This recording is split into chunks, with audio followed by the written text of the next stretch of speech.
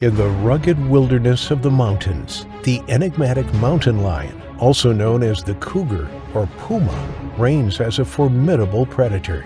With their muscular grace and keen hunting instincts, mountain lions have earned their reputation as masters of the stalking game. The danger they pose to humans becomes all too real when they employ their age-old tactics, approaching their unsuspecting victims from behind before launching itself at its victim's neck. In these heart-pounding moments, the natural world's raw power is on full display as these majestic cats deliver swift and lethal attacks. Hit that like button and subscribe right now. In today's episode, we take a look at 3 times a mountain lion attack on a human has turned deadly. Welcome to Final Affliction.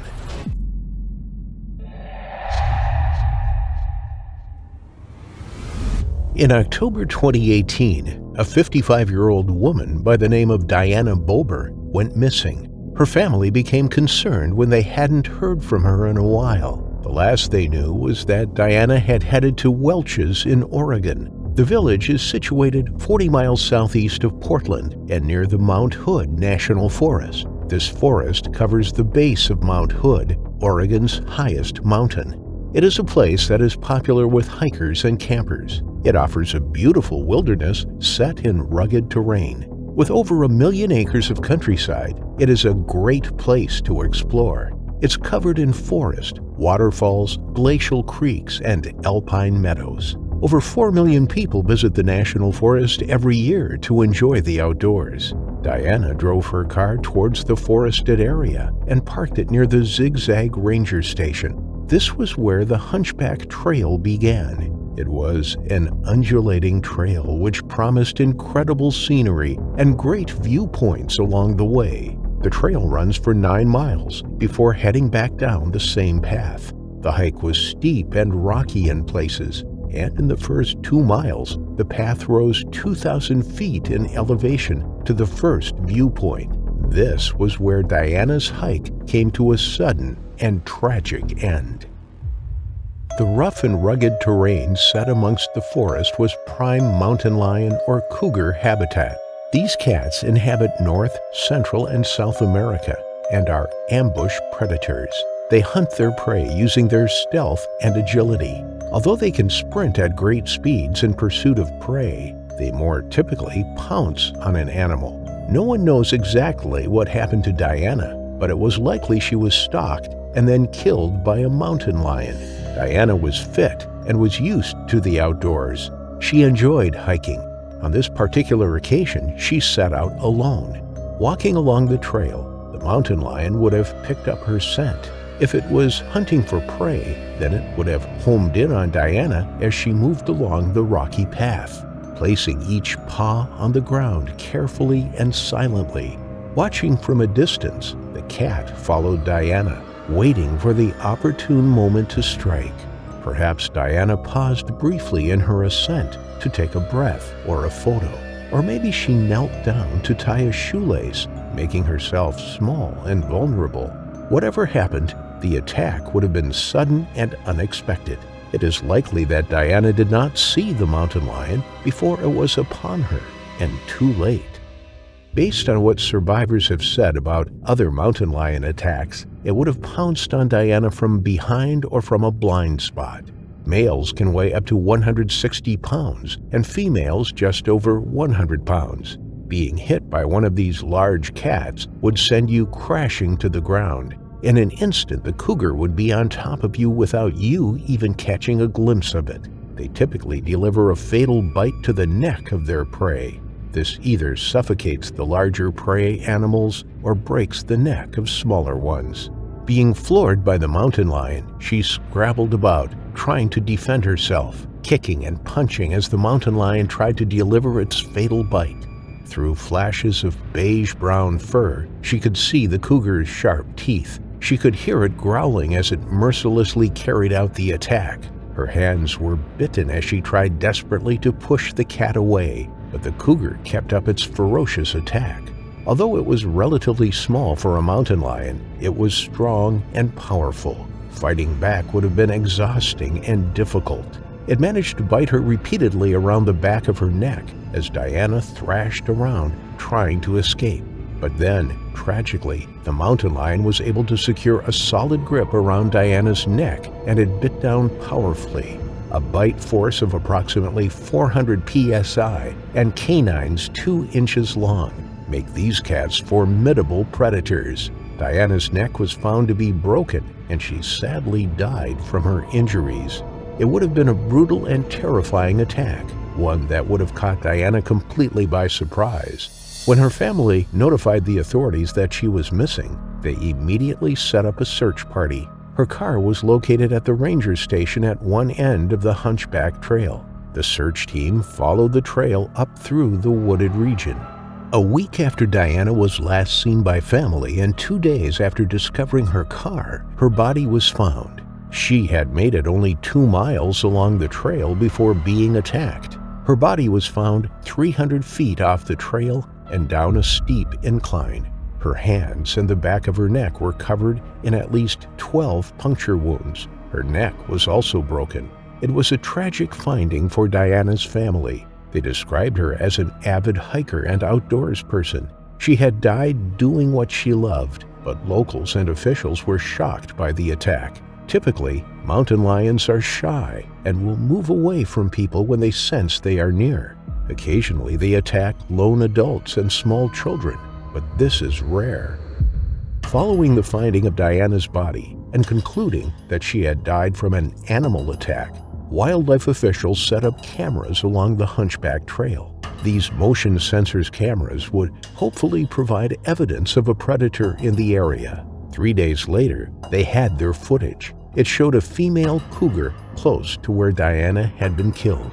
Suspecting this individual to be responsible for Diana's death, state police and search dogs set off to catch it. It wasn't far from the trail where Diana had been hiking. When it heard the search team closing in, it tried to hide. The team managed to track it down, and it scarpered up a tree. Police then shot and killed it. The cat fell to the ground with a heavy thump. Then it was taken away for examination. The cougar was delivered to the U.S. Fish and Wildlife Service Forensics Lab in Ashland. Technicians tried to match DNA from the cougar to that found on Diana, but they weren't able to. Too much time had passed since the attack, and rainwater would likely have washed away any evidence from Diana's body. The female cougar they killed weighed in at 64.5 pounds. This was a relatively small cat, but it was still strong and powerful and was able to deliver a fatal bite. The Oregon Department of Fish and Wildlife were unclear what the motive for the attack was. The mountain lion was not emaciated and appeared to be in good shape. It didn't look as though the attack had been made out of desperation for a meal, and when tested for rabies, her result came back negative. Maybe Diana startled the cougar, and instead of fleeing like many cougars, it attacked her. It is also possible, of course, that the cougar was out hunting when she homed her senses in on the lone hiker. However, she did not eat Diana nor stash her away for later.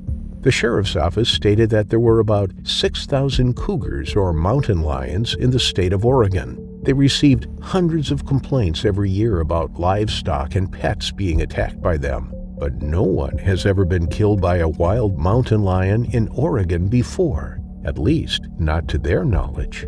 The only known incident of a mountain lion attack in Oregon was the death of 36-year-old Renee Radzawan Chapman. She was head keeper at Wildcat Haven Sanctuary. This is a nonprofit that rescues wild cats, often those that have been illegally kept as pets. The young mother was tragically mauled to death inside the cat's cage back in 2013, despite expressing concerns to her boss about working alone with the cougars. Besides this attack, Diana would be the first to take place naturally in the wild. Over the past 100 years, there have been 126 cougar attacks in North America. 27 of these have proved fatal. It seems Diana was in the wrong place at the wrong time. And although hiking in the great outdoors always carries with it an element of risk, no one could have predicted the attack on Diana that led to her terrifying final affliction. Cindy Parolin was a crisis counselor at Princeton Hospital, British Columbia. She was also a mother of 4. As an adventurous 36-year-old, Cindy was often taking her children, ages 13, 11, 10, and 6, on adventures in the great outdoors. Princeton is a mining and ranching town, 120 miles east of Vancouver. There is plenty of wilderness to explore and hunt in, and on this occasion, on August 19, 1996, the family were off camping. Cindy and 3 of her children were riding their horses into Similkameen backcountry in the shadow of the Cascade Mountains. This rough and rugged terrain is home to eagles, deer, and of course, the mountain lion. The family headed along one of the many horse trails. Their destination was an isolated campsite where they were to meet Cindy's other son and husband. The children were excited. They were seasoned riders and had ridden many times before, but always loved the thrill of a new adventure. During hunting season, Cindy would carry a rifle with her, strapping it to her saddle. This time, however, with hunting season still weeks away, Cindy had left her rifle at home.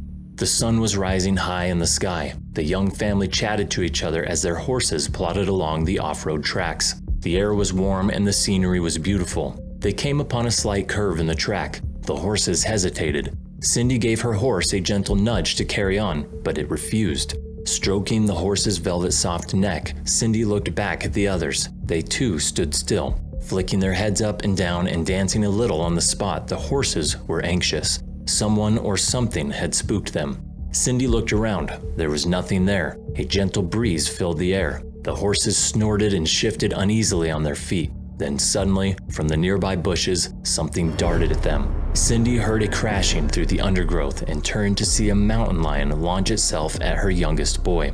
It narrowly missed 6-year-old Stephen and instead grabbed onto the horse's neck. The mountain lion fell to the floor, scrambled about, and proceeded to attack once more. It leapt at Stephen, clawing at his legs. His shoes and socks were torn off. The horse reared up in fright, knocking Stephen to the floor. In a wild panic, Stephen's horse bolted, and the mountain lion jumped on top of the dazed 6-year-old. All Cindy and the others could see was Stephen's legs kicking and thrashing about underneath the animal. Cindy screamed at the lion. She jumped off her horse and snapped a branch from a nearby tree. Wielding the branch in her hand, she raised it above her head and brought it crashing down on the cat's back. Again and again, she continually whacked the huge cat as it mauled her young son.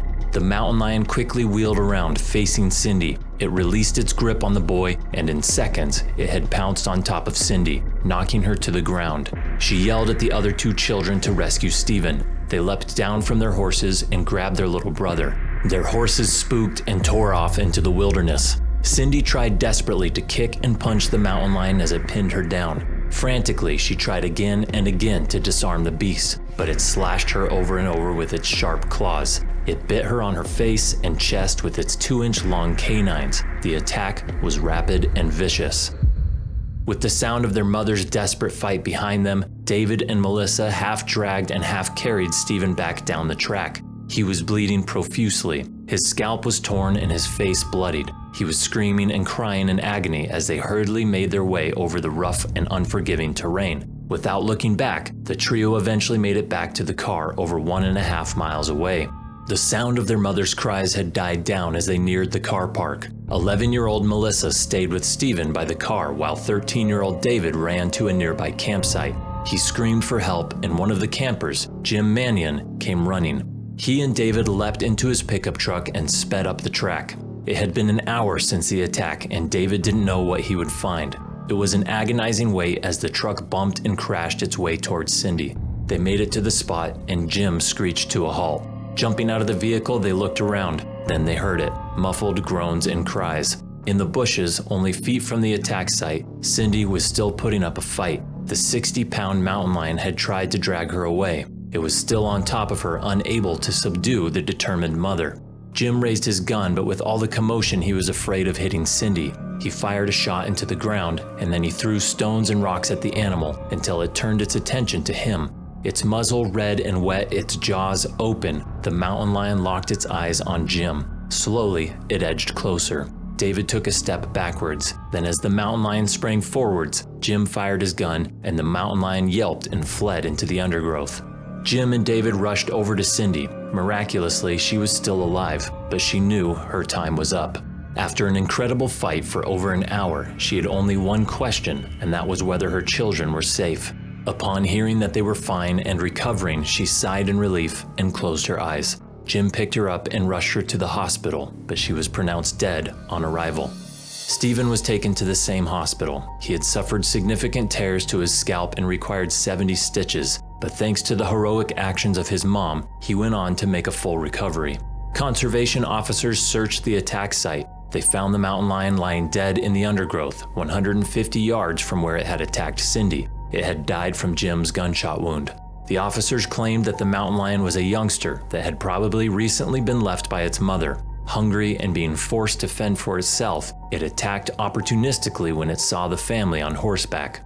The Governor General of Canada posthumously awarded Cindy the Star of Courage for her incredible bravery. Her loss was felt far and wide. Over 600 mourners attended her funeral, including Jim Manion. She was a popular member of the community, and her courage was honored by so many for doing what every good mother would do: risk her life to save her children from meeting their final affliction.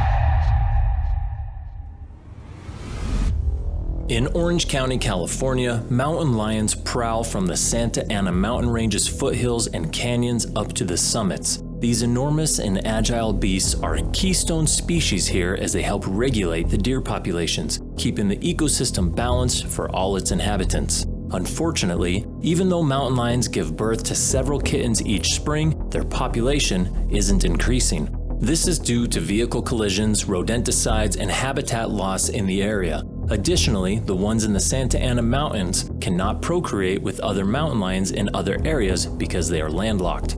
As terrifying as they are, mountain lions are actually highly reclusive. They would never go out of their way to make contact with humans, as they are generally afraid of us. Moreover, there are no documented cases of mountain lions deliberately hunting or stalking humans. So then, how do we explain the attacks? Some experts believe mountain lions attack because people unwittingly provoke them. Those who accidentally get too close to the creature's kittens initiate a defensive response from the lion. They also react similarly if people get too close to their recent kill. After all, these creatures eat few and far between, so a recent kill might be its first meal in a long time.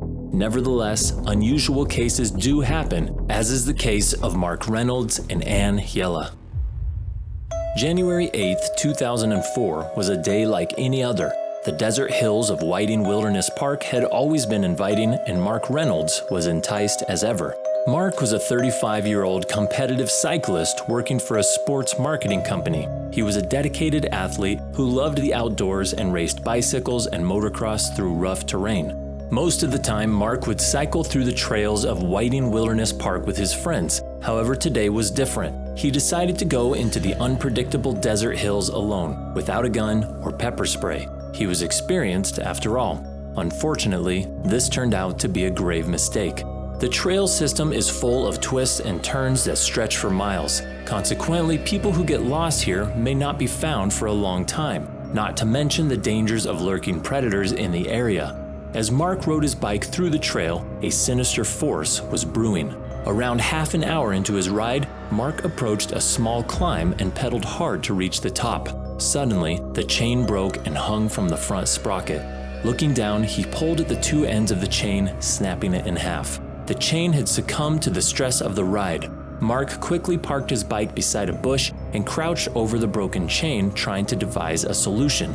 Out of nowhere, a mountain lion appeared and tackled Mark, knocking him to the ground. Mark tried to fight against it, but the millions of years of evolution taught the beast to go for prey's vital areas. The mountain lion dug its claws into Mark's shoulders and bit him in the neck and face, suffocating him and cutting off his blood supply. Although Mark screamed in pain, nobody could hear him, he was alone, and Mark didn't stand a chance. When he finally succumbed to the injuries, the big cat dragged Mark's lifeless body into the nearby bush where it would begin to consume him.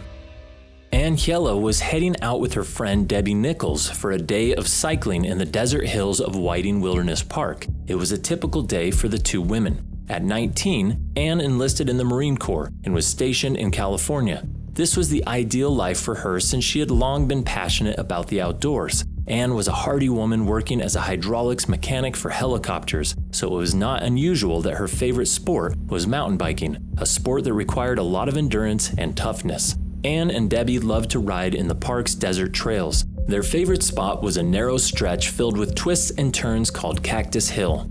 On January 8th, Anne and Debbie arrived at the park after work. They were supposed to do a quick 45-minute ride. However, what was supposed to be another uneventful day for them turned into a frightening encounter. Dropping into Cactus Hill, the two women rode down the trail fast, unaware of the ominous danger ahead. A few minutes into the ride, Anne, who was in the lead, came upon another rider parked along the narrow trail. She stopped and asked him if he needed any help. The man pointed to a parked bike, seemingly abandoned for a few hours. He told Anne the owner wasn't there. It was Mark's bike.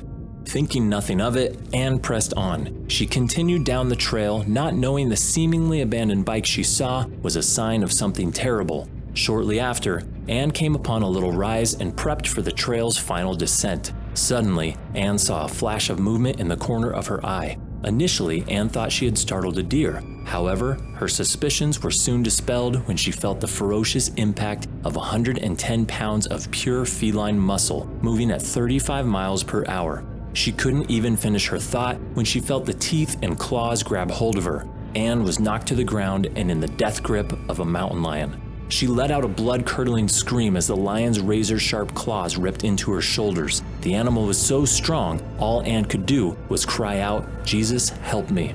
The mountain lion grabbed Anne by the back of the neck and tried to move around towards her throat. It dragged her 2 or 3 feet and then readjusted its grip, clamping down on the side of her face. The creature separated Anne's ear from her skull. It kept pulling and readjusting, eventually biting Anne's nose and breaking it.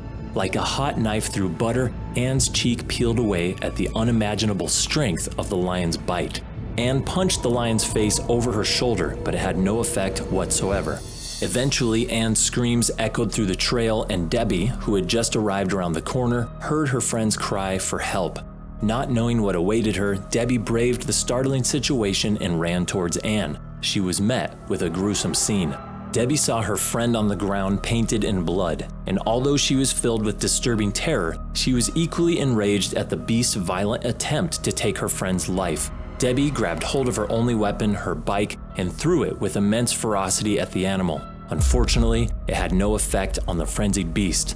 Realizing the animal was pulling Anne down into a ravine, Debbie reacted quickly and ran to her friend. She pulled Anne's leg to try and prevent her from experiencing a ghastly demise. It became a one-sided tug of war. "I'm not letting go, I'm not letting go," Debbie yelled as she pulled with all her might, digging her heels into the ground.